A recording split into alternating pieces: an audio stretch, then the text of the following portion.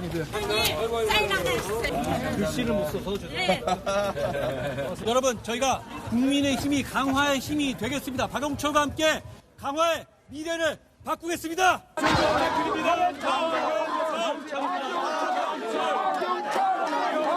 저희가 또 오겠습니다. 고맙습니다. 화이팅! 한동훈. 힘내세요. 응원합니다. 경선의 기회가 있는데도 당을 탈당해서 출마한 경우에 그건 주민들의 희망을 저버리는 행동이고 그리고 명분 없는 행동입니다. 그렇지 않습니까? 제가 당대표로서 이렇게 말씀드립니다. 복당은 없습니다. 여러분, 저희가 되게 많이 왔잖아요.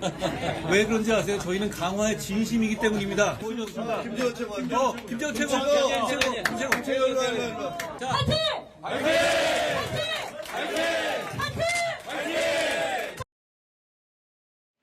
최근에 이제 김재원 최고위원이 한동훈 대표와는 좀 다른 얘기를 많이 했는데 사진 찍으라고 나오라는 얘기까지 오늘 보신 그대로 국민의힘이 원래 이번 재보궐선거 애초에는 비교적 조용하게 치르려 했던 것 같은데요. 보신 그대로 이제 좀 분위기가 달라진 것 같습니다.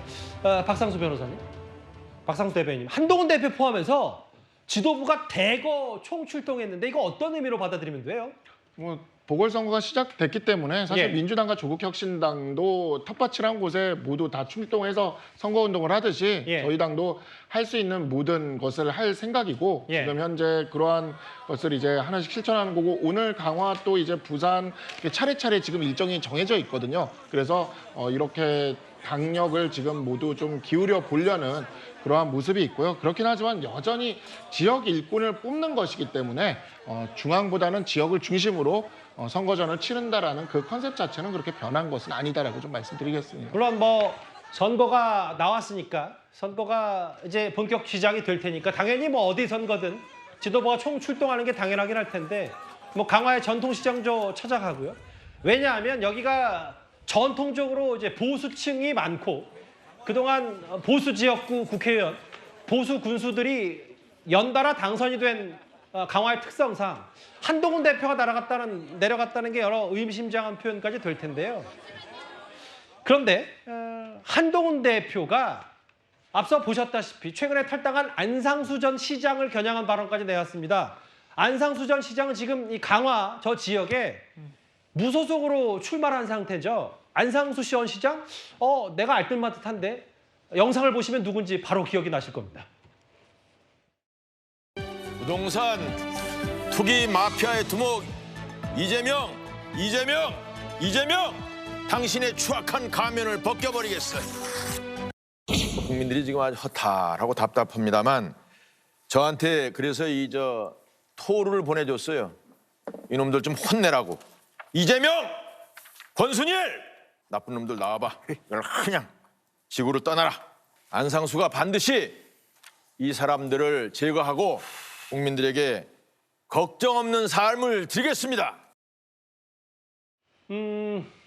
구자영 차장님, 네. 이거잖아요. 이제 한동훈 대표가 직접 얘기한데 경선 기회가 있었는데 탈당에 출마한 것은 주민 희망을 저버리는 행동이다. 복당은 없다. 인천시장 출신입니다. 강화군이 인천시 소속이기 때문에 인천시에 속해 있기 때문에 이 부분에 대해서 아예 대놓고 안상수 시장 저격한 것 같아요. 한동훈 대표가. 그렇습니다.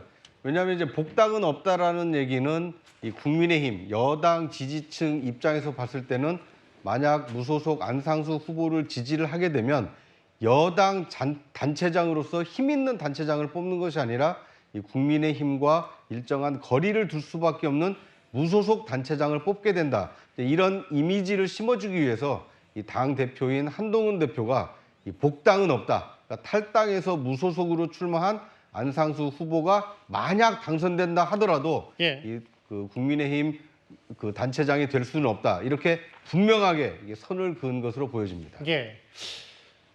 46년생입니다. 1946년생 안상수 후보가 이제 무소속으로 출마했기 때문에 아예 강화에 가서 한 대표 생각은 이게 여기가 보수세가 있기 때문에 이 무소속 안상수 시장과의 경쟁이 좀 더 껄끄러지 않나 하는 생각도 분명히 하는 것 같은데 물론 뭐 뚜껑은 열어봐야 됩니다만 복당 얘기요.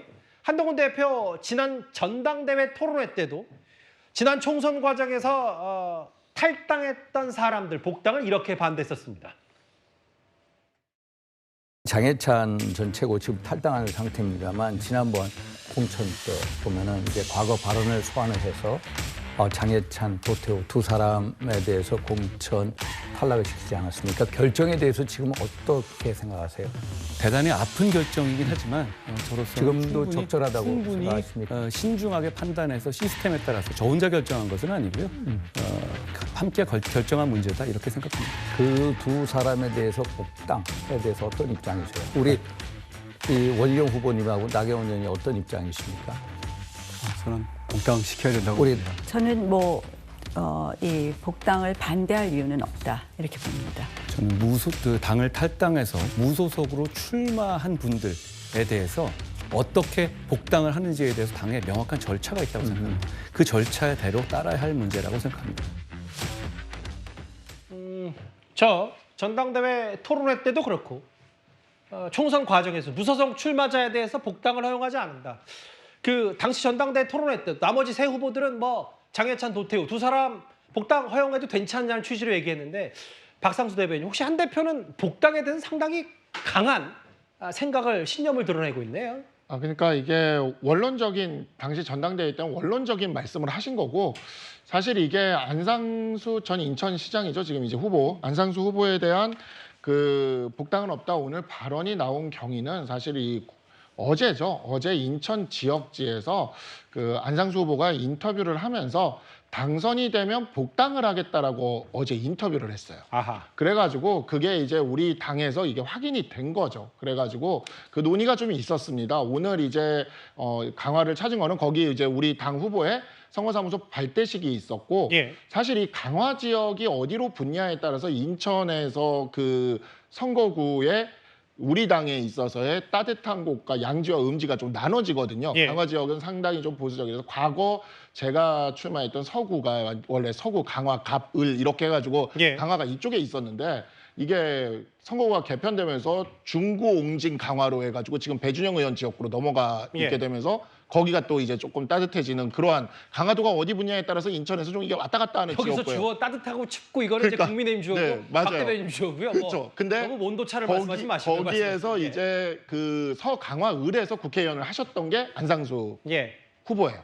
그러시다 보니까 상당히 무소속으로 나왔을 때 그러한 부분들이 조금 걱정스러운 면이 있는데 심지어 지역 언론이랑 이야기하면서 복당하겠다고 얘기를 해버리니 이러한 부분들에 있어서는 우리 당에서 경선에 그 기회가 있었고 예. 그다음에 공당에서 추천한 후보가 있는데 예. 무소속으로 나와서 당선되면 복당하겠다고 얘기를 하면 당대표로서 이 부분에 있어서는 명확하게 얘기를 그어주는 것이 오늘은 필요하기 때문에 말씀을 하신 겁니다. 그래서 그렇게 좀 이 사안은 봐야 되지 않을까라고 생각을 하고요. 예. 이 장해찬, 도태우 이 두 명에 대한 복당 이야기는 그냥 원칙론적인 이야기를 알겠습니다. 했다. 이렇게 좀 말씀드리겠습니다. 10월 16일입니다. 한 3주 정도 남았는데 호남 혹은 강화까지 지금 다시 앞으로 좀 큰 선거가 없기 때문에 정치권 요동칠 수밖에 없을 거예요. 그런데 오늘 한동훈 대표 관련해서 국회 교육위원회가 한동훈 대표의 딸이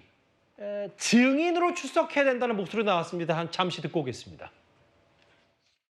사실상 한동훈 그 대표의 딸 문제도 그 미국의 청원 사이트에 4만 명 이상이 올라왔거든요.